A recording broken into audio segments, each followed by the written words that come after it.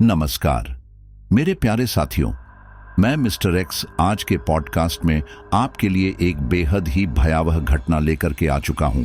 आज जिस घटना का जिक्र मैं आपके सामने करने जा रहा हूं वो आज के समय की नहीं है, बल्कि उस समय की है जब भारत ग्रामीण भारत हुआ करता था और शहरों का विकास हो ही रहा था। अब उस समय में गांव के अंदर इस प्रकार की पैरानॉर्मल चीजें होना बहुत ही ज्यादा देखा जाता था।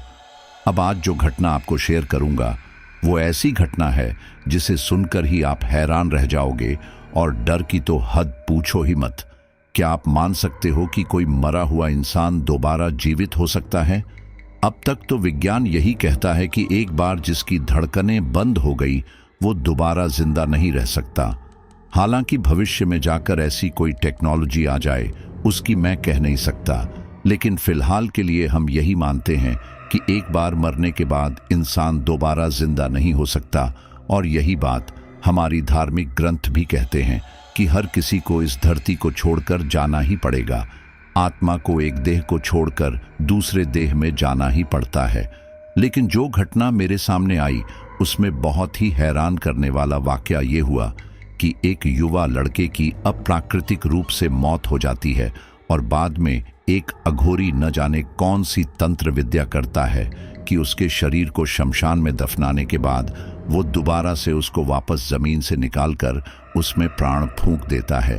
अब ये कोई देवता वगैरह करे तब तो हम माने भी कोई चमत्कार हो सकता है भगवान का, लेकिन जब अघोरी इस प्रकार की चीजें कर सकता है तो फिर भगवान को कौन पूछेगा? आपके मन में भी तो यही शंका होगी ना कि अगर अघोरी हर किसी को जन्म और मरण दे सकते हैं इस प्रकार तांत्रिक क्रियाएं करके, तो फिर भगवान का महत्व क्या रह जाएगा?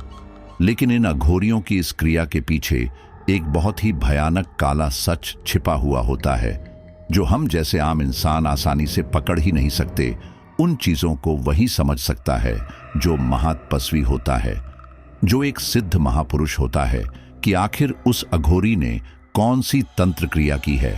और जब वो इस प्रकार की क्रिया करके प्रकृति के खिलाफ जाते हैं तो इसका बहुत बुरा नतीजा भी भुगतना पड़ता है। और ये बात स्टोरी में आज आपके सामने मैं प्रूफ करके दिखाने भी वाला हूं। तो स्टोरी को शुरू करें उससे पहले मैं जो भी नए साथी आए हैं उनको बता दूं कि हम यहाँ पर पैरानॉर्मल घटनाओं से जुड़ी हुई चर्चाएं करते हैं। अगर आपको भी इन चीजों में यकीन है तो हमारे चैनल को सब्सक्राइब कीजिए और इस फैमिली का हिस्सा बन जाइए। चलिए शुरू करते हैं। गोरखपुर से नेपाल जाने वाले रास्ते पर एक छोटा सा गांव था, हरितपुर। इस गांव में आबादी तो ज्यादा नहीं थी, पर गांव में रहने वाले सभी लोग बहुत ही मेहनतकश और ईमानदारी से अपना जीवन बसर करने वाले थे। गांव के लोगों में न तो कोई मतभेद रहता था और न ही कोई बेकार की बकझक में अपना समय बर्बाद करता था। सब मिलजुल के हंसी खुशी से रहते और दूसरों की जरूरत में हमेशा हाजिर रहते। एक दिन जब उस गांव के किसान अपना काम करके शाम को अपने खेतों से लौट रहे थे तो अचानक ही उनकी नजर सामने एक पेड़ के नीचे ध्यान लगाए बैठे हुए एक अघोरी पर पड़ी। एकदम लंबे चौड़े और अबनूस की तरह काले रंग वाले उस अघोरी को देख किसान एकदम सहम से गए। उस अघोरी के चेहरे पर लंबी सी दाढ़ी मूंछ थी और सिर से बालों की लंबी लंबी जटाएं सी लटक रही थीं। माथे पर राख से एक बड़ा सा त्रिपुंड बना हुआ था और गले और दोनों हाथों में बड़े बड़े रुद्राक्षों की मालाएं पड़ी हुई थीं। उसके लंबे चौड़े बदन पर बस एक शेर की खाल पड़ी हुई थी। उसके सिवाय उस अघोरी ने कुछ भी नहीं पहन रखा था। एक किसान भोला ने अपने साथ खड़े रामू से घबराई आवाज में कहा, अरे ये अचानक ही हमारे गांव में ये अघोरी कहां से आ गया? देखो तो जरा कितनी लंबी चौड़ी कद काठी है इसकी और चेहरे पर भी अलग ही तेज सा नजर आ रहा है। रामू भी सहमते हुए बोला, हाँ भाई, मुझे तो बड़ी ही अजीब सी घबराहट हो रही है उस साधु को देखकर। तभी वहां मौजूद एक बूढ़े किसान हरिया ने कहा, अरे तुम दोनों जरा ध्यान से देखो, वो कोई साधु नहीं बल्कि एक अघोरी है। शंकर भी हैरानी से बोल पड़ा, अघोरी? ये अघोरी कहां से और क्यों आ गया हमारे गांव में? इसे तो देख के ही डर लग रहा है मुझे। अभी कोई और कुछ बोल पाता कि इतने में ध्यान लगाए बैठे अघोरी ने एकदम से अपनी बंद आंखें खोल दी और भारी सी गरजती आवाज में बोला, सुनो गांव वालों, अब से मैं अघोरी प्रज्ञानंद तुम्हारे गांव में ही रहूंगा, लेकिन गांव के अंदर नहीं बल्कि गांव के बाहर बने इसी पेड़ के नीचे ही मैं अपना बसेरा बनाऊंगा। गांव में सब लोगों से कह देना कि कोई भी मेरे बसेरे के आसपास न फटके, मैं भी गांव में कभी कदम नहीं रखूंगा। शंकर ने धीरे से हाथ जोड़ते हुए कहा, लेकिन बाबा, ये रास्ता तो हमारे गांव का है, हमें तो रोज ही इस रास्ते से होकर अपने खेत आना जाना पड़ता है। अगर हम लोग इस तरफ से नहीं जाएंगे तो फिर हमें बहुत घूम के लंबे रास्ते से होकर अपने खेत तक जाना पड़ेगा। अघोरी गुस्से से तमतमाते हुए उठ के खड़ा हो गया, फिर एकदम आग उगलती आवाज में बोला, एक बार कह दिया ना मैंने कि अब से कोई भी गांव वाला इस तरफ से नहीं आएगा जाएगा। अगर किसी ने भी अब इधर आने की सोची भी तो फिर अपनी बर्बादी का जिम्मेदार वो खुद ही होगा। चलो जाओ, अब यहां से चले जाओ, जल्दी, मेरी साधना का समय हो रहा है। बूढ़े हरिया ने जल्दी से बाकी किसानों को वहां से चलने का इशारा किया और सब जल्दी जल्दी चलते हुए वहां से अपने गांव की ओर रवाना हो गए। गांव में पहुंचते ही सब किसान अपने घर न जाके सीधे गांव के सरपंच बिशन सिंह के घर पहुंचे। फिर हरिया ने बिशन सिंह को उस अघोरी के बारे में बताते हुए समझाया, आप तो अभी के अभी पूरे गांव में सब घरों में चेतावनी भिजवा दो कि अब से उस वाले रास्ते की तरफ से कोई नहीं गुजरेगा जिधर वो अघोरी ध्यान लगाए बैठा हुआ है।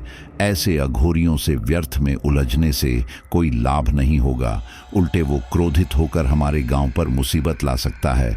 बिशन सिंह ने फौरन कहा, आपकी बात बिल्कुल सही है हरिया काका, मैं अभी अपने दोनों नौकरों को गांव भर में ये खबर देने के लिए भेज देता हूं। सारी रात गांव में हर घर परिवार में बस उस अघोरी बाबा की ही चर्चा होती रही। दूसरे दिन से ही गांव के सारे किसानों ने अपने खेतों तक जाने के लिए घुमावदार लंबा रास्ता इस्तेमाल करना शुरू कर दिया। इसमें उन्हें खेतों तक पहुंचने में वक्त तो ज्यादा लगता था, पर मुश्किल ये थी कि उनके सामने और कोई चारा ही नहीं था। इसी तरह उस लंबे घुमावदार रास्ते से आते जाते उन किसानों को लगभग 8 दिन हो गए थे। एक दिन शाम को भोला जब अपने साथियों के साथ वापस गांव की ओर आ रहा था तो अचानक ही उसका ध्यान अपने खेत की टूटी हुई मेड़ की तरफ गया। किसी छोटे जानवर ने शायद उस मेड़ को खोदकर अपने लिए बिल में आने जाने के लिए रास्ता बनाया था। भोला फिक्र करता हुआ बोला, अरे ये क्या, मेरी खेत की मेड़ कैसे टूट गई है? अगर इसे ठीक नहीं करूंगा तो सिंचाई का पानी मेरे खेत में टिकेगा नहीं। रामू परेशान हो बोला, अब तो शाम ढल रही है, कुछ ही देर में अंधेरा हो जाएगा। अगर अभी तुम इस मेड़ को ठीक करने में लगोगे तो रात हो जाएगी, फिर हम लोग अंधेरे में कैसे जाएंगे अपने गांव? ऊपर से अगर कोई जंगली जानवर यहां चला आया तो और मुसीबत हो जाएगी। अभी पिछले ही हफ्ते तो एक भेड़िया शिकार की तलाश करते करते हमारे गांव तक चला आया था। भोला ने सोचते हुए कहा, ऐसा करो, तुम सब लोग गांव की तरफ चलो, मैं फटाफट इस मेड़ को ठीक करके गांव आ जाऊंगा। रामू ने इनकार किया, अरे तुम्हें कैसे यहां अकेले छोड़ के चले जाएं? नहीं नहीं, तुम भी हमारे साथ ही चलो, भोला जोर देते हुए बोला। अरे रामू, जरा समझ मेरी बात को, इस मेड़ को आज ही दुरुस्त करना जरूरी है और मेरी चिंता मत करो, मैं तो दौड़ते हुए चला आऊंगा।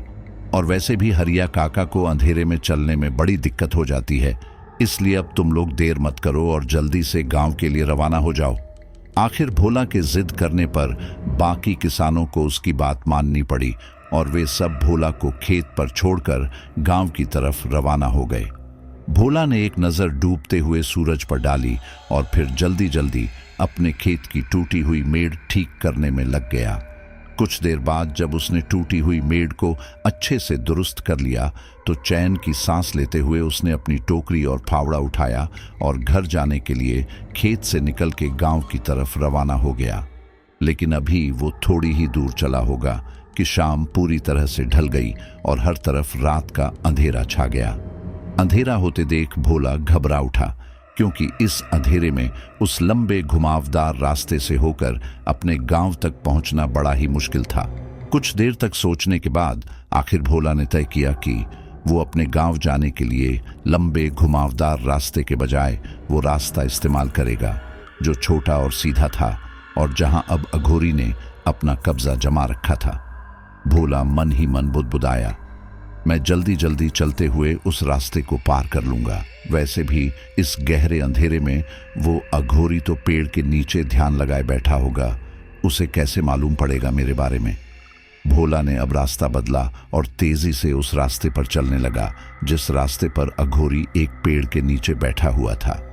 चलते चलते जैसे ही भोला उस पेड़ के नजदीक पहुंचा तो उसका दिल घबराहट के मारे कांपने लगा। उसके कदम लड़खड़ाने लगे, लेकिन वो किसी तरह से हिम्मत रख के आगे बढ़ता रहा। पर जैसे ही भोला उस पेड़ के सामने पहुंचा कि उस पेड़ के नीचे बैठे ध्यानमग्न अघोरी ने अचानक ही अपनी बंद आंखें खोल दी और एकदम गरजती आवाज में बोला, कौन है तू? मेरा ध्यान तोड़ने की तूने कैसे हिम्मत की? अब तुझे अपनी करनी का फल चखना ही पड़ेगा। भोला एकदम हांफते कांपते हुए सीधे जाके अघोरी के पैरों पर गिर गया और रोते हुए कहने लगा, मुझे क्षमा कर दीजिए, मैं अब कभी भी इस रास्ते की ओर भूले से भी नहीं आऊंगा। भोला के रोने गिड़गिड़ाने का अघोरी पर कोई असर नहीं पड़ा और उसने गुस्से से कांपते हुए अपने पास रखा एक त्रिशूल उठाया और सीधे भोला की पीठ पर गाड़ दिया। भयानक दर्द से चीख मारते हुए खून से लथपथ भोला वहीं मिट्टी में लौटने लगा और कुछ ही पलों के अंदर उसकी सांसें उखड़ गईं। भोला के मरते ही उस अघोरी ने भोला की पीठ से अपना त्रिशूल निकाला और उसे अपने आसन के पास ही मिट्टी में गाड़ दिया। फिर भोला की मृतदेह पर उस अघोरी ने मंत्र पढ़ते हुए कुछ अघोरी क्रियाएं करनी शुरू कर दी। यम यम यम यम भक्ष्म भक्ष्म भक्षामि श्मशान प्रेतम आवाहनम। इस तरह के अजीब से मंत्र पढ़ते हुए वो अघोरी अपनी क्रियाएं करता ही रहा और फिर करीब 10 मिनट बाद ही अचानक भोला की मृतदेह में हरकत सी होने लगी और फिर वो धीरे धीरे अपने दोनों हाथों को किसी चमगादड़ के पंख की ही तरह फड़फड़ाने लगा और फिर देखते ही देखते भोला का शरीर पूरी तरह से एक चमगादड़ में तब्दील हो गया और पंख फड़फड़ाते हुए वो उड़कर उसी पेड़ के ऊपर जाके उल्टा लटक गया जिसके नीचे अघोरी ने अपना ठिकाना बना रखा था। उधर जब देर रात तक भी भोला अपने घर वापस नहीं लौटा तो उसके परिवार वाले भोला को तलाश करते हुए उस गांव के दूसरे किसानों के घर जाके पूछताछ करने लगे। फिर जल्दी ही कुछ किसान अपने हाथों में लालटेन और लाठियां लेकर भोला की खोज में निकल पड़े। वे लोग रात के अंधेरे में किसी तरह जब लालटेन की रोशनी में उस लंबे रास्ते से होते हुए खेतों तक पहुंचे तो वहां भोला का कोई अता पता ही नहीं था। उन्होंने फिर हर तरफ खोज के देख लिया, लेकिन जब भोला का कोई सुराग नहीं मिला तो सब बड़े परेशान हो उठे। फिर बड़ी हिम्मत करके वे सब उस पेड़ की तरफ भी गए जहां अघोरी बैठा हुआ था, लेकिन डर के मारे वे लोग उस पेड़ से कुछ पहले ही रुक गए और ध्यान से उस अघोरी की ओर देखने लगे। अघोरी तो एकदम गहरा ध्यान लगाए बैठा हुआ था। ये देख उन किसानों ने फिर अघोरी के पास जाने का इरादा छोड़ दिया और मायूस होके वापस अपने गांव की ओर लौट गए। जब भोला के परिवार को भोला की गुमशुदगी का पता चला तो वे सब एकदम हताश और दुखी हो गए, लेकिन अब कर भी क्या सकते थे। सबने यही अंदाज लगाया कि शायद रात के अंधेरे में शिकार की तलाश में निकले जंगली जानवर ने भोला को अपना शिकार बना लिया होगा। उस दिन के बाद से फिर सभी गांव वालों ने तय कर लिया कि अब से कोई भी किसान शाम होने के बाद कभी भी खेतों पर नहीं रुकेगा। सब गांव से एक साथ निकलेंगे और एक साथ ही वापस गांव आया करेंगे। करीब 2 हफ्ते इसी तरह शांति से गुजर गए। फिर अचानक ही एक शाम जब गांव के सब बच्चे रोज की तरह गांव के पुराने तालाब के किनारे खेल रहे थे तो उन बच्चों में से सबसे छोटा 6 साल का मानिक एकदम से उल्टियां करते हुए वहीं तालाब के पास जमीन पर चक्कर खा के गिर गया। मानिक की ऐसी हालत देख उसके साथ खेल रहे बच्चे घबरा के चीखने चिल्लाने लगे। बच्चों की चीख पुकार सुनकर तालाब में नहा रहे 2-3 लोग भागते हुए वहां आए और मानिक के ऊपर पानी छिड़क के उसे होश में लाने की कोशिश करने लगे। पर जब उन सब की कोशिश करने के बाद भी मानिक को होश नहीं आया तो फिर एक आदमी ने जल्दी से बेसुध मानिक को अपनी बाहों में उठाया और उसे लेकर मानिक के घर जा पहुंचा। अपने बच्चे को यूं बेसुध हालत में देख मानिक की माँ और दादी घबरा के रोने चिल्लाने लगी। उसके पिता ने घबरा के जब उस आदमी से पूछा तो वो आदमी तुरंत बताने लगा कि किस तरह से बच्चों के साथ तालाब किनारे खेलते हुए मानिक अचानक ही उल्टियां करते हुए बेहोश हो गया। जब घरेलू इलाज से भी मानिक को कोई फर्क नहीं पड़ा और वो होश में नहीं आया तो मानिक के पिता ने तुरंत मानिक को गोद में उठाया और उसे लेकर तेजी से भागते हुए वो गांव के वैद्य के पास जा पहुंचा। वैद्य के पैरों पर गिर के मानिक के पिता ने अपने बेटे को बचाने की प्रार्थना की, लेकिन वैद्य ने जब मानिक के माथे पर हाथ रखा तो वो बुरी तरह से चौंक पड़ा, क्योंकि मानिक का माथा तो बर्फ की तरह ठंडा था। फिर वैद्य ने जल्दी जल्दी मानिक की नब्ज टटोली और उसके दिल की धड़कनें सुनने की कोशिश की, पर मानिक की नब्ज और धड़कनें सब एकदम थम चुकी थीं। बड़े दुख से फिर वैद्य ने मानिक के पिता के कंधे पर हाथ रख धीरे से कहा, मानिक को यहां लाने में देर हो गई। अब तो इस बेचारे के प्राण पखेरु उड़ चुके हैं, कोई फायदा नहीं होगा। अब किसी भी इलाज से अब ये दोबारा होश में नहीं आने वाला है। मानिक के पिता पर तो मानो बिजली सी गिर पड़ी। शादी के 7 बरस बाद जाकर तो कहीं उसे मानिक के रूप में एक संतान की प्राप्ति हुई थी। उस एक इकलौती संतान के यूं अचानक ही मरने की खबर सुन उसका दिलो दिमाग हिल उठा। वो एकदम पागलों की तरह अपने बेटे मानिक को गोद में समेट के बच्चों की तरह रोने बिलखने लगा। तब तक खबर पाके गांव के और कई लोग भी वहां आ गए। उन्होंने बड़ी मुश्किल से मानिक के दुख से बेहाल हो रहे उसके पिता को संभाला और फिर सब लोग मानिक की मृतदेह को उठा के वापस उसके घर आ पहुंचे। जब मानिक की दादी और मां को मानिक की मौत की खबर लगी तो वे दोनों तो एकदम बदहवास हो अपना सिर पीटते हुए बिलख बिलख के रोने लगी। इतने छोटे बच्चे की यूं मौत से सारे गांव में एकदम मातम सा पसर गया और सब लोग मानिक के घर के बाहर मातमी सूरत बनाए बैठ गए। लेकिन जब शाम ढलने लगी तो गांव के सबसे बुजुर्ग रामदीन काका ने दुखी स्वर में कहा, अब होनी को कौन टाल सकता है, जो होना था वो तो हो ही गया, लेकिन अब शव को रात में घर के अंदर रखना ठीक नहीं होता। इसलिए अब दिल पर पत्थर रख के हमें रात होने से पहले ही मानिक की मृतदेह को श्मशान जाके भूमि की गोद में हमेशा के लिए सुलाना होगा। मानिक को मिट्टी में दफनाने की बात सुनते ही उसके घर परिवार में हाहाकार मच गया, लेकिन फिर सबने जोर जबरदस्ती से आखिर मानिक के अंतिम संस्कार की क्रियाएं शुरू की और उसे नहला धुला के नए कपड़े पहनाकर और माथे पर सुगंधित चंदन लगा के गोद में उठाए ले चले श्मशान की ओर। शाम अब ढलने ही वाली थी। श्मशान का वातावरण तो वैसे भी बड़ा ही मनहूस और भयावह होता है, लेकिन आज एक नन्हे बच्चे का अंतिम संस्कार हो रहा था, इसलिए वहां का वातावरण और भी ज्यादा भयावह प्रतीत हो रहा था। हर तरफ रोने बिलखने की आवाजें आ रही थीं। जल्दी ही मानिक को श्मशान की भूमि में दफन कर दिया गया और जिस जगह पर मानिक को मिट्टी के नीचे दबाया गया था वहां पर एक जलता हुआ दिया रख के सब लोग रोते पीटते हुए अपने अपने घर लौट आए। उस रात पूरे गांव में किसी के भी घर चूल्हा नहीं जला। सब भूखे रहकर ही दुख में डूबे रात कटने की प्रतीक्षा करने लगे। मानिक के माँ बाप और दादी का तो रो रो के इतना बुरा हाल हो गया था कि वो तीनों ही अब जमीन पर एकदम अचेत से होकर पड़े हुए थे। इधर तो सब गांव वाले और मानिक के परिवार वाले दुख में डूबे हुए थे। उधर गांव से बाहर पेड़ के नीचे ध्यान लगाए बैठे अघोरी को रात के सन्नाटे में उल्लुओं की तेज आवाज सुन जैसे एकदम से कोई झटका सा लगा और वो तुरंत अपनी जगह से उठ के खड़ा हो गया। कुछ पल तो उसने आंखें बंद करके उन उल्लुओं की आवाज को गौर से सुना और फिर अचानक ही उसके होंठों पर एक अजीब सी मुस्कान छा गई। अघोरी ने अपनी आंखें खोली, अपना त्रिशूल संभाला और तेजी से कदम बढ़ाते हुए वो गांव की ओर जाने लगा। गांव में पहुंचते ही अघोरी ने सीधे मानिक के घर का रुख किया। वहां बैठे हुए कुछ गांव वालों और मानिक के परिवार वालों ने जब अघोरी को घर के दरवाजे पर खड़े देखा तो सब के सब एकदम हकबका से गए। बड़ी बड़ी दाढ़ी मूछें और लंबे लंबे उलझे बालों वाला वो अघोरी पूरे बदन में राख लपेटे हुए था। उसने किसी जानवर की खाल कमर में लपेट रखी थी और उसके गले और हाथों में थी बड़े बड़े रुद्राक्ष की माला।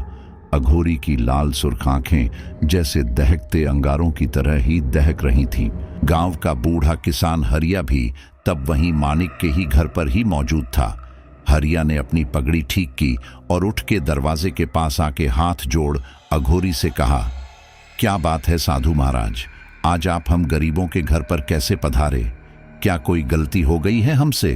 तभी मानिक का बाप दौड़ के आया और अघोरी के पैरों पर गिर के रोते हुए बोला, आप अपने हाथ में पकड़े इस त्रिशूल से मुझे मार के इस दुखी जीवन से मुक्ति दिला दो। अपने छोटे से नन्हे मुन्ने बच्चे को खो के अब मैं नहीं जीना चाहता। अघोरी ने भारी सी आवाज में कहा, जानता हूं, मैं सब जानता हूं। तुम्हारा दुख दूर करने के लिए ही तो मैं यहां तुम्हारे दरवाजे पर आया हूं। अघोरी की बात सुनते ही मानिक का बाप तुरंत खड़े होते हुए बोला, आप दुख दूर करने के लिए आए हैं ना, तो फिर लीजिए, अभी के अभी मेरी गर्दन धड़ से अलग कर दीजिए। अब अघोरी एकदम गरजते हुए चिल्लाया, ये क्या मरने वरने की बात कर रहे हो तुम? अरे मूर्ख, मैं तो यहां पर तुम्हारा सारा दुख दूर करने आया हूं। मैं तो तुम्हारे बेटे को फिर से जिंदा करके तुम लोगों को सुखी करना चाहता हूं। मानिक का बाप हैरत और खुशी से चिल्लाया, क्या आप सचमुच मेरे बेटे को दोबारा से जिंदा कर सकते हैं? कहीं आप कोई मजाक तो नहीं कर रहे हैं ना? अघोरी ने अब गुर्राते हुए कहा, तुम्हें क्या मैं कोई तमाशा दिखाने वाला लगता हूं जो इस तरह की बात कर रहे हो? देखो, अगर तुम चाहते हो कि तुम्हारे बेटे को जिंदा कर दूं, तो तुम्हें मेरी 2 शर्तें माननी पड़ेगी। पहली शर्त तो ये कि तुम में से कोई भी मेरे साथ श्मशान तक नहीं आएगा, तुम सब यहीं रह के मेरी प्रतीक्षा करोगे।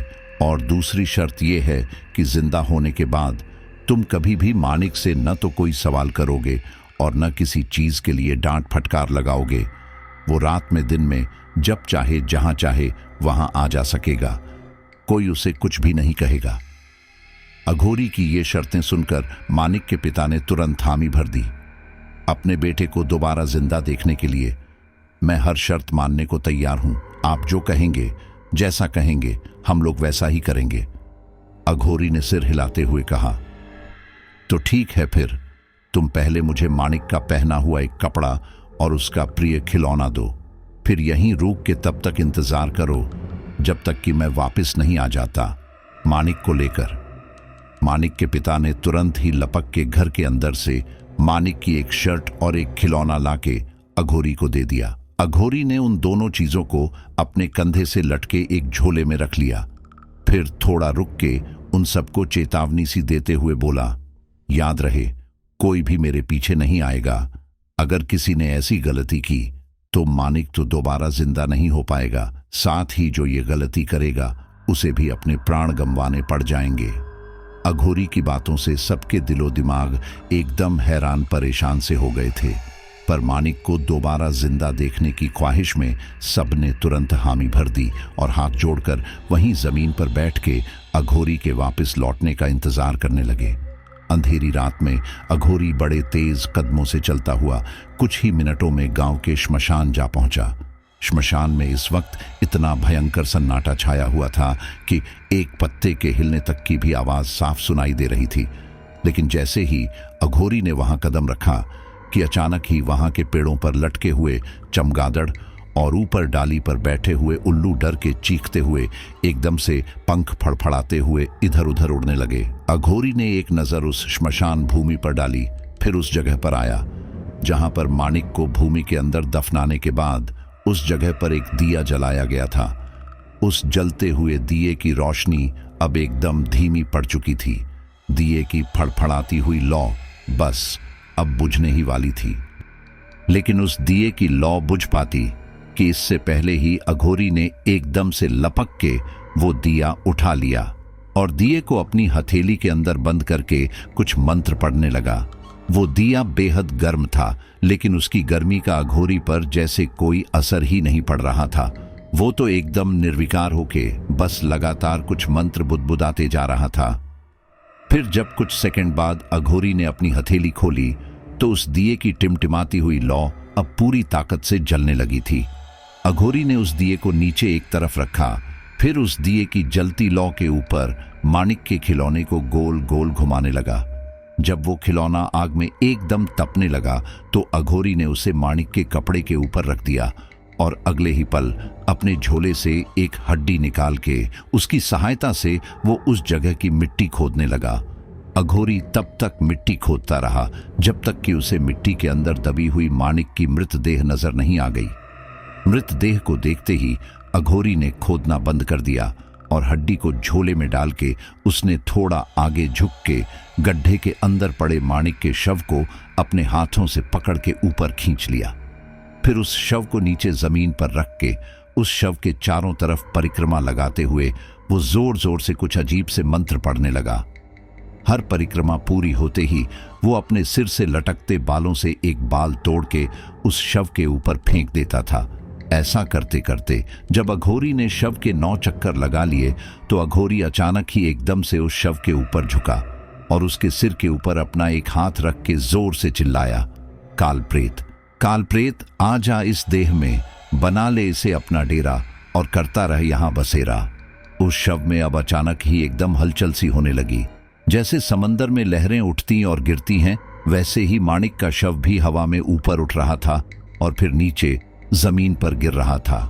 फिर अचानक ही हर तरफ एकदम से खामोशी सी छा गई। अघोरी अब एकदम सीधे खड़े होते हुए जोर से बोला, रे लड़के, कब तक पड़ा रहेगा मुर्दा बनकर?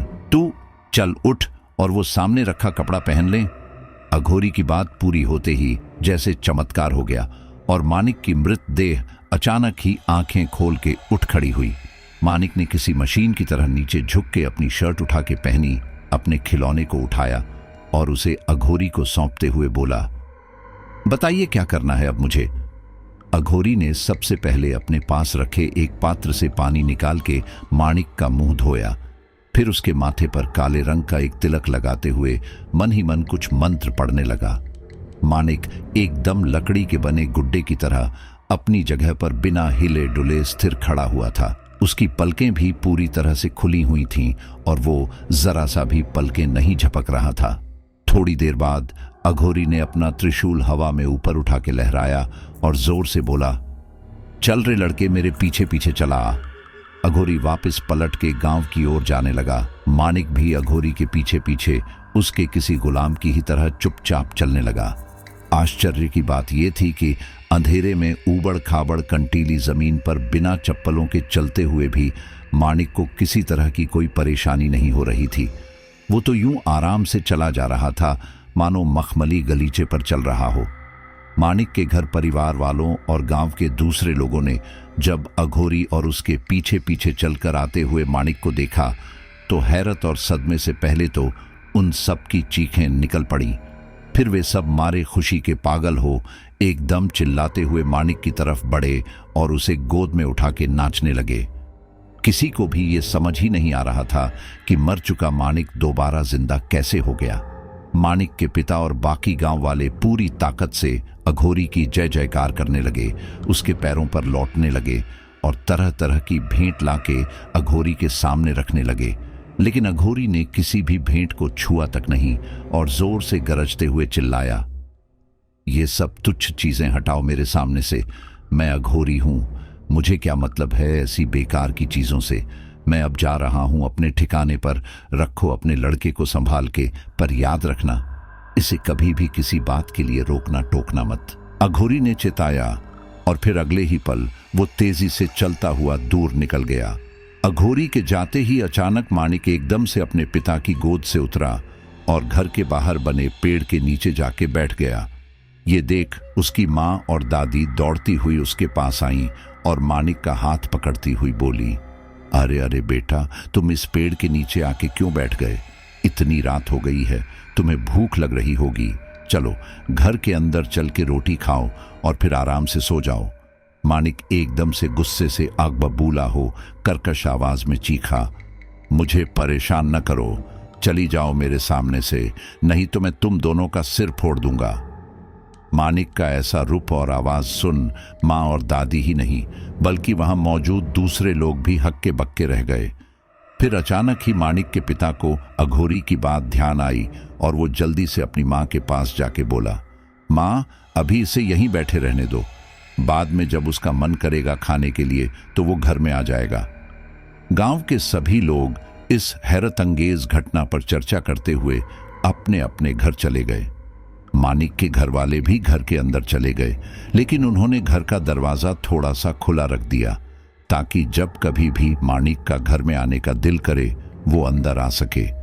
लेकिन सुबह जब सब सो के उठे तो उन्होंने देखा कि मानिक तो अब भी उसी पेड़ के नीचे बैठा हुआ था।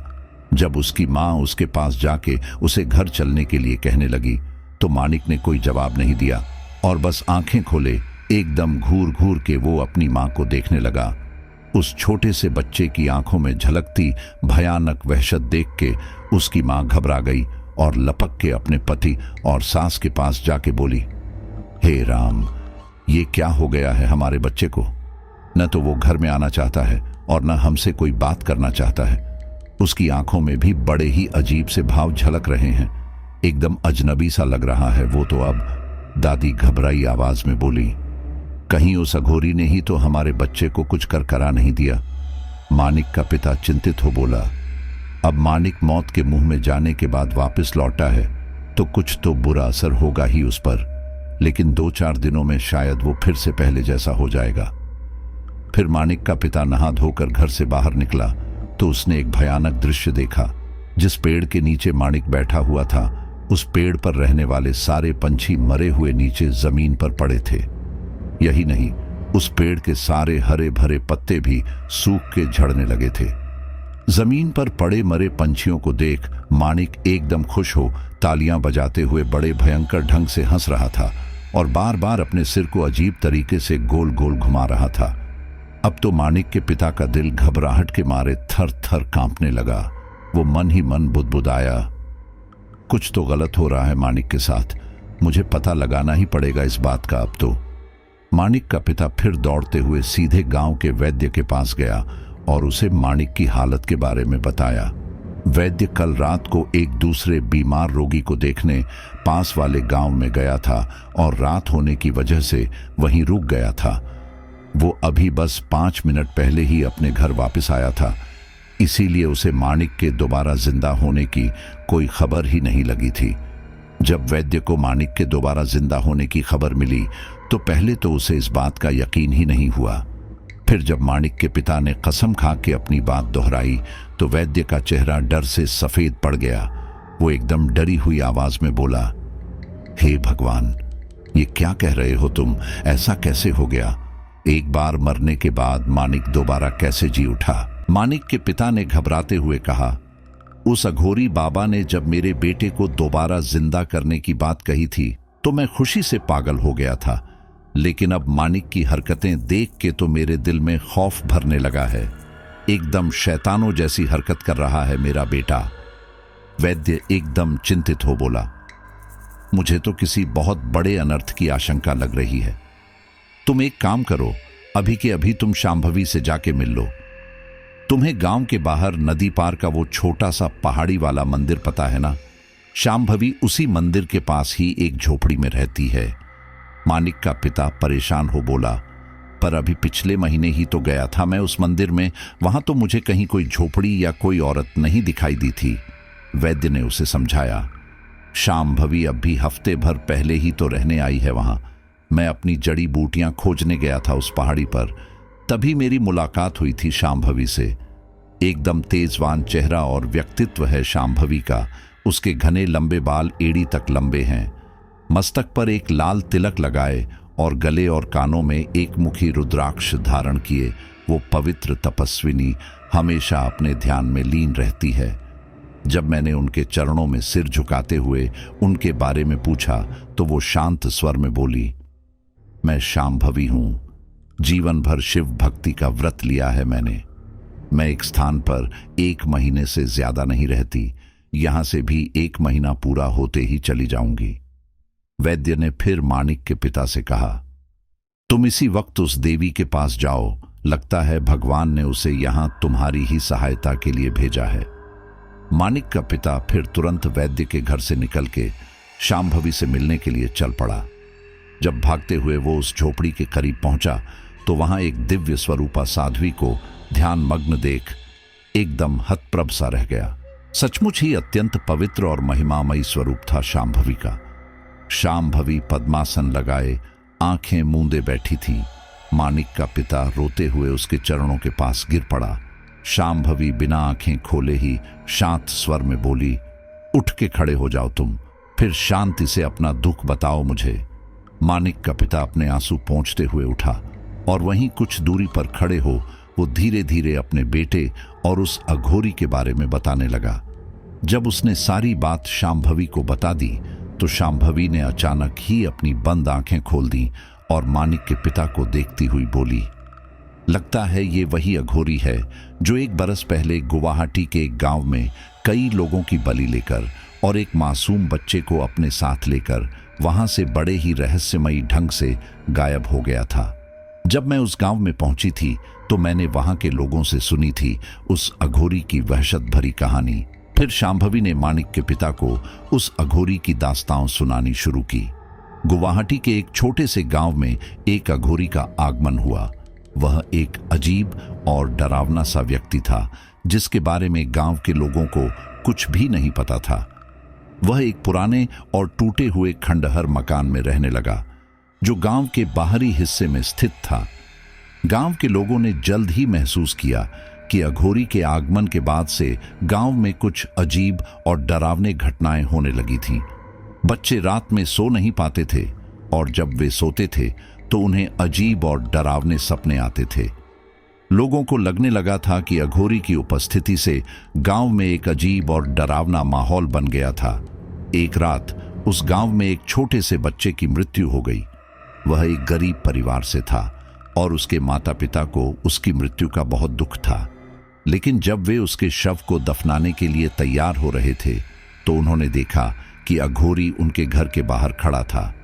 अघोरी ने उन्हें बताया कि वह बच्चे को जीवित कर सकता है, लेकिन इसके लिए उन्हें एक बड़ा बलिदान देना होगा। माता पिता ने सोचा कि यह एक अच्छा मौका है और उन्होंने अघोरी की बात मान ली। अघोरी ने बच्चे के शव को अपने पास ले लिया और उसे एक अजीब और डरावने अनुष्ठान में शामिल किया। वह बच्चा रात में जीवित हो गया, लेकिन वह अब पहले जैसा नहीं था।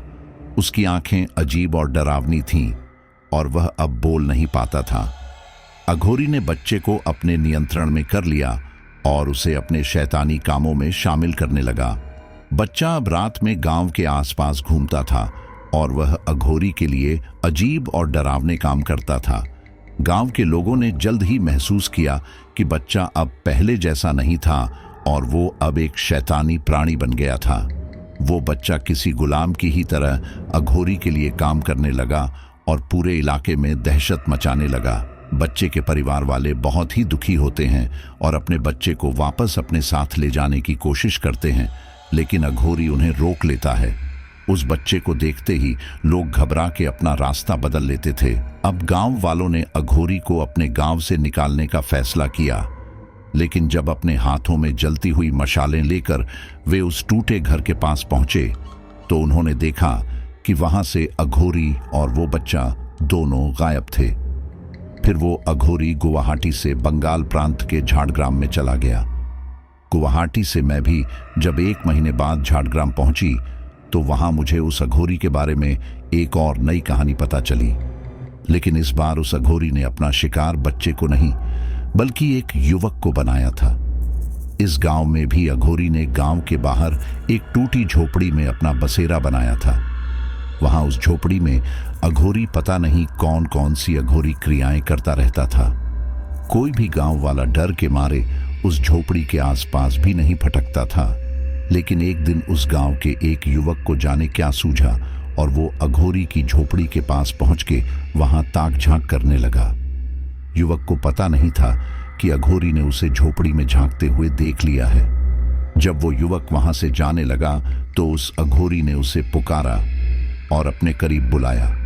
जब वो युवक उस झोपड़ी के अंदर गया तो अघोरी ने उसे अपनी मांत्रिक क्रियाओं का उपयोग करके उस युवक को अपने वश में कर लिया। अब उस युवक को अपनी सुध बुद्ध कुछ भी नहीं थी। वो तो जैसे उस अघोरी के घर से बंध के रह गया था। अघोरी ने उस युवक को अपने घर में कई दिनों तक रखा और उसे अपनी मांत्रिक क्रियाओं का उपयोग करके पूरी तरह से पागल बना दिया। एक दिन उस युवक के परिवार वाले उसे देख लेते हैं और वह बहुत ही दुखी होते हैं।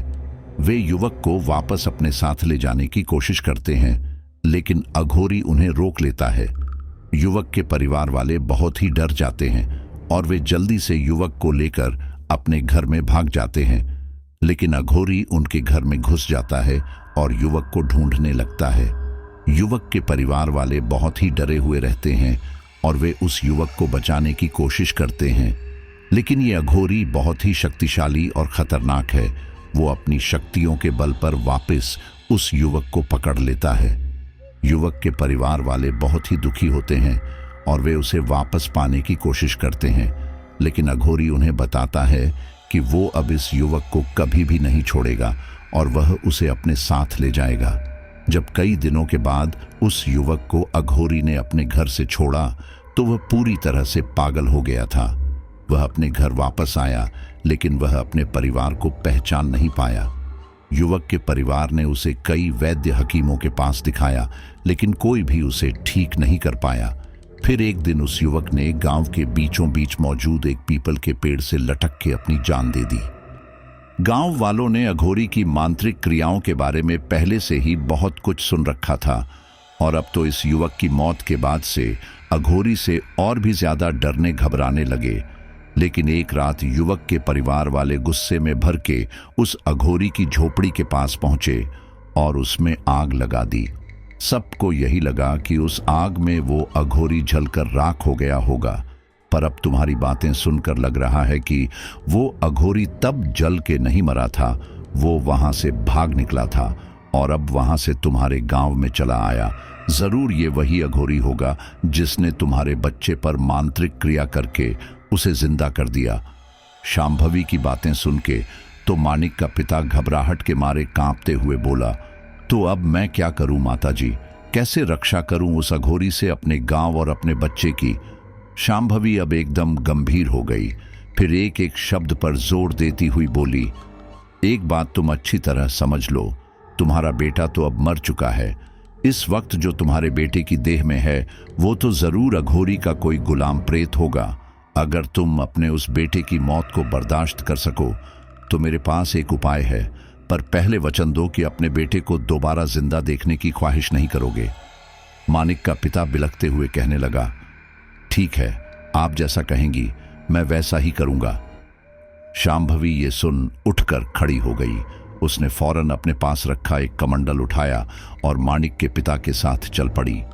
रास्ते में शांभवी ने मानिक के पिता को समझाते हुए कहा, हमें सबसे पहले वहां जाना होगा जहां पर इस वक्त मानिक बैठा होगा। पहले उसे अपने काबू में करना बहुत जरूरी है, नहीं तो वो अघोरी उस बालक की देह में मौजूद प्रेत के जरिए पूरे गांव पर कयामत बरसा देगा। एक बार वो बालक हमारे काबू में आ जाएगा, उसके बाद ही फिर हम लोग उस अघोरी का मुकाबला करेंगे। मानिक के पिता की आंखें छलछला उठी। वो सोचने लगा कि अभी कल रात जब उस अघोरी ने मेरे बेटे को जिंदा कर दिया तब कितना खुश हुआ था मैं, और आज दोबारा से मेरे बेटे के मरने की बात हो रही है। शांभवी ने मानिक के पिता की सोच पढ़ ली और धीरे से बोली, तुम अपने जज्बातों पर काबू करो। ये बात अपने दिमाग में अच्छी तरह से बैठा लो कि तुम्हारा बेटा तो कल रात ही मर चुका था और इस सृष्टि में जो एक बार मर जाता है उसका फिर से जिंदा होना असंभव है। मानिक के पिता ने सिर हिला के हामी भर दी। शांभवी और मानिक का पिता जब गांव पहुंचे तब दोपहर हो चुकी थी। शांभवी को मानिक के पिता के साथ आते देख गांव वाले थोड़ी हैरानी से उन्हें घूरने लगे। उनकी समझ में नहीं आ रहा था कि ये साध्वी तपस्विनी आखिर है कौन और क्यों उनके गांव में आई है। उत्सुकता से गांव वाले उनके पीछे पीछे आने लगे और जल्दी ही सब उस जगह पर आ पहुंचे जहां पर पेड़ के नीचे मानिक बैठा हुआ था। लेकिन इस वक्त मानिक को देखते ही उसका पिता और बाकी गांव वाले एकदम घबरा उठे और डर से चीखने चिल्लाने लगे। मानिक के सिर का आकार बड़े ही अजीब ढंग से बड़ा हो गया था। उसकी आंखें भी एकदम फैलकर किसी भैंस की आंखों जैसी दिख रही थीं। मानिक के हाथ में एक बकरी का कटा हुआ सिर रखा था और उसके आसपास पूरा खून ही खून बिखरा हुआ था। मानिक के मुंह पर भी खून लगा हुआ था और उसके हाथ और कपड़ों पर भी खून के छींटे पड़े हुए थे। ऐसा लग रहा था कि मानिक ने अभी अभी उस बकरी को अपने हाथों से मार के खा लिया है। शांभवी सबको खबरदार करती हुई बोली, कोई भी अब आगे नहीं बढ़ेगा, सब लोग यहीं पर खड़े रहिए। सिर्फ मैं आगे जाके इस प्रेत को काबू में करूंगी। और एक बात याद रखना कि चाहे कुछ भी हो जाए, तुम में से कोई भी अपनी जगह से हिलेगा तक नहीं और न ही अपने मुंह से एक शब्द तक नहीं निकालेगा। सबको चेतावनी देकर शांभवी ने अब अपने हाथ में पकड़े कमंडल से थोड़ा सा जल अपने दाएं हाथ में लिया और फिर तेजी से आगे बढ़ के माणिक के पास पहुंची।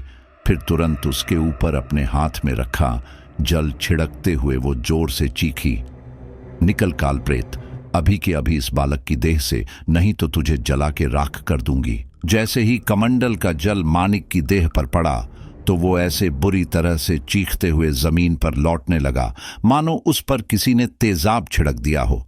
फिर वो अचानक ही हवा में उछला और पेड़ की डाल पर उल्टा लटक के कर्कश आवाज में चिल्लाया, खबरदार, जो तूने मुझसे उलझने की कोशिश की तो तू जानती नहीं क्या मेरी ताकत, जो यहां इन सब गांव वालों को लेकर चली आई। शांभवी एकदम गुस्से से तिलमिला उठी और उसने अगले ही क्षण अपने एक कान में पहने रुद्राक्ष को निकाल के उसे पेड़ पर लटक रहे माणिक की तरफ उछाल दिया। रुद्राक्ष सीधे जाके माणिक के सिर से टकराया और अगले ही पल माणिक अति भयानक स्वर में चीखते हुए नीचे जमीन पर आ गिरा। माणिक के गिरते ही शांभवी उस पर तेजी से झपटी और बिजली की फुर्ती से माणिक के सिर पर अपना एक हाथ रख जोर जोर से कुछ अजीब सा मंत्र पढ़ने लगी। जैसे जैसे शांभवी मंत्र पढ़ रही थी वैसे वैसे माणिक बुरी तरह से तड़प रहा था। फिर जैसे ही शांभवी ने अपने कमंडल का जल उसके ऊपर डाला कि माणिक जोर से चिल्ला के फिर बेजान हो गया। शांभवी ने तुरंत माणिक की मृतदेह पर अपने पास रखा, एक गेरुआ कपड़ा डाला और पीछे पलट के माणिक के पिता से बोली, जाओ इसे अभी उठा के ले जाओ श्मशान और गहरे मिट्टी के अंदर दबा देना, जल्दी ले जाओ इसे। माणिक का पिता और कुछ दूसरे लोग जल्दी से आगे बढ़े और गेरुए कपड़े में लिपटे माणिक को लेकर तेजी से श्मशान की ओर बढ़ने लगे। इधर शांभवी अब सीधे अघोरी के ठिकाने पर पहुंची। उस वक्त अघोरी पेड़ के नीचे ध्यान लगाए बैठा था। शांभवी ने अपने गले में लटक रही रुद्राक्ष माला पर हाथ रखा और एक विशेष मंत्र पढ़ने लगी। अघोरी को जैसे ही यह मंत्र सुनाई दिया तो वो एकदम क्रोधित हो आंखें खोल के चिल्लाने लगा, तो तू यहां तक आ पहुंची मेरा पीछा करते हुए, लेकिन अब यहां से बच के वापस नहीं जा सकेगी। तुझे तो मैं इसी पेड़ पर चमगादड़ बना के लटका दूंगा, जैसे इस गांव के भोला को लटकाया था। पहले मैं अपने गुलाम को यहां बुलाता हूं, फिर हम दोनों मिलकर तुझे सबक सिखाएंगे। शांभवी हंसती हुई बोली, मूर्ख अघोरी, तेरे उस गुलाम को तो मैंने कब से उसके प्रेतलोक वापस भेज दिया है। अब उसके पास जाने की बारी तेरी है। अभी तुझे भेजती हूं मैं उसी प्रेतलोक में, फिर वहां मौजूद सारे प्रेत तेरी सवारी करेंगे। शांभवी ने अपनी बात खत्म करते ही अचानक अपने गले से माला निकाल के उस अघोरी पर फेंक दी। जैसे ही वो माला उस अघोरी के गले में पड़ी कि अचानक ही वो माला मजबूत रस्सी के फंदे में तब्दील हो गई। रस्सी का वो फंदा अघोरी के गले में कसने लगा। वो बुरी तरह से छटपटाते हुए अपने गले से उस फंदे को निकालने की कोशिश करने लगा, पर वो फंदा तो पल प्रतिपल और भी ज्यादा कसता ही चला गया गले में। अघोरी की आंखें बाहर आने लगी, उसकी लंबी जुबान भी बाहर लटकने लगी और फिर कुछ ही पलों में उस अघोरी के प्राण पखेरु उड़ गए। अघोरी के मरते ही शांभवी ने तुरंत मंत्र पढ़ के उस पेड़ और पेड़ के नीचे पड़े अघोरी के शव में आग लगा दी। कुछ ही देर में अघोरी जल के खाक हो गया। शांभवी उसकी ओर हिकारत से देखते हुए बोली, तू भूल गया था अघोरी कि भले ही काली ताकतें कुछ देर के लिए मनुष्य पर हावी हो जाती हैं, पर जब उन काली ताकतों का सामना ईश्वर के भक्तों से होता है तो उनकी भक्ति बल के आगे काली ताकतों को हार माननी ही पड़ती है। इतने में अचानक ही तेज आंधी सी आई और अघोरी के जले शरीर की राख को हवा में उड़ा ले गई। शांभवी ने एक बार हाथ जोड़कर भगवान को याद किया और फिर बुदबुदाई, अब मुझे इस इलाके से निकल जाना चाहिए। मेरा मकसद पूरा हुआ। अब मुझे यहाँ से बहुत दूर चले जाना चाहिए। शांभवी हवा की गति से चलती हुई वहां से दूर निकल गई। मानिक का पिता जब अपने गांव वालों के साथ श्मशान से वापस घर लौटा तो गांव में एकदम अजीब सी शांति छाई हुई थी। सब लोग फिर पहले अघोरी के ठिकाने की तरफ गए, लेकिन वहां न तो अघोरी मिला और न वो पेड़ जिसके नीचे अघोरी बैठा रहता था। फिर सब लोग जब शांभवी का धन्यवाद करने नदी पार वाले उस मंदिर में पहुंचे तो वहां से शांभवी जा चुकी थी। सब हैरान हो इधर उधर उसे तलाशने लगे। तभी शाम की पूजा करने के लिए उस मंदिर का बूढ़ा पुजारी वहां आता हुआ दिखा तो मानिक का पिता लपकते हुए उसके करीब जाके बोला, पुजारी जी, यहाँ पास में ही जो देवी रहती थी वो कहाँ चली गई है? पुजारी ने पहले मानिक के पिता से सारी बात जानी। फिर वो गहरी सांस लेकर बोला, शांभवी तो एक महातपस्विनी है जिसके जीवन का उद्देश्य ही काली ताकतों का खात्मा करना है। उसकी तलाश बंद करके अब अपने गांव लौट जाओ और आगे के लिए याद रख लो, कभी भी किसी काली शक्ति वाले की कोई बात मत मानना और न ही कभी प्रकृति के विरुद्ध जाने की बात सोचना। सब लोग पुजारी को प्रणाम करके वापस अपने गांव लौट आए। मानिक को अपने बेटे की मौत का तो गम था, पर इस बात की खुशी भी थी कि एक काली ताकत के साए से उसके बेटे की मृतदेह मुक्त हो गई। तो साथियों, स्टोरी को सुनकर आपको काफी हद तक ये बात क्लियर हो गई होगी कि आखिर अघोरियों से इतना डर क्यों रहता है। मैं ये नहीं कहता कि हर प्रकार के अघोरी ही बुरे होते हैं। कई सारे अघोरी ऐसे भी होते हैं जिन्हें केवल अपने भगवान शिव की भक्ति से ही मतलब होता है और वो आमजन को कोई नुकसान नहीं पहुंचाते।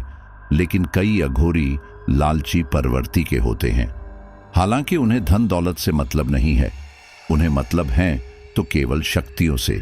वो ज्यादा से ज्यादा तांत्रिक पावर हासिल करके हर चीज को अपनी मुट्ठी में कैद करना चाहते हैं और आप सोच भी नहीं सकते कि इनकी क्रिया कितनी कितनी ज्यादा भयानक होती है। अक्सर जब भी कोई अघोरियों को देखता है तो उनसे डर ही जाता है, क्योंकि अघोरियों के पास ऐसी ऐसी ताकतें होती है कि ये मात्र देखने भर से ही किसी को सम्मोहित कर सकते हैं और आपको एहसास भी नहीं होगा कि आप उस अघोरी के वश में जा चुके हैं और अपने वजूद को पूरी तरह से भुला चुके होते हैं। और आम साधारण तांत्रिक को इन चीजों को करने में काफी समय लगता है, वही ये अघोरी इन चीजों को बहुत ही जल्दी कर लेते हैं। चलिए, तो मैं उम्मीद करता हूं कि स्टोरी आपको काफी अच्छी लगी होगी और आपने आखिर तक स्टोरी को सुना भी होगा। चलिए अब अपने कुछ फैमिली मेंबर्स के नाम लेते हैं। अजय वारे, नीरज यूपी, सरिता, सुनील कुमार जम्मू, शशि सिंह मुंबई, शिवम तिवारी, ईश्वर लाल चौहान, कृष्ण प्रजापति यूपी, प्रीति शर्मा, सरिता मालधन, सोनू राय, सुहानी गुप्ता नोएडा, दिनेश जयमाली। बहुत बहुत धन्यवाद। मिलता हूं एक नई हॉरर पैरानॉर्मल घटना के साथ।